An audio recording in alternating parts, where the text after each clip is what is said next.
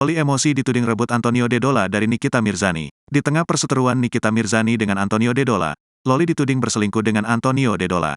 Hal itu lantaran Loli mendadak mengubah nama belakangnya dengan nama De Dola. Seperti diketahui, De Dola adalah nama keluarga Antonio De Dola, mantan suami siri Nikita Mirzani. Hal tersebut dilakukan Loli di akun Instagram pribadinya @keong1aurab.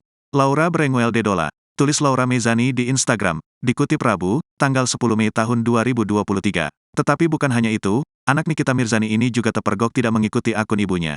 Hanya ada 2 akun yang diikuti dan salah satunya adalah akun media sosial Antonio De Dola. Awalnya, banyak netizen yang menduga bahwa media sosial Loli menjadi sasaran peretasan oleh orang yang tidak bertanggung jawab.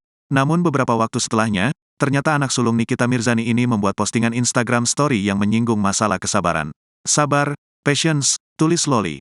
Alhasil, rumor miring mengenai anak Nikita Mirzani pun merebak. Dia dituding memiliki hubungan gelap dengan Antonio De Dola. Apalagi beberapa waktu lalu, Loli juga muncul di dalam postingan mantan suami Nikita Mirzani. Loli akhirnya memberikan bantahan melalui sebuah postingan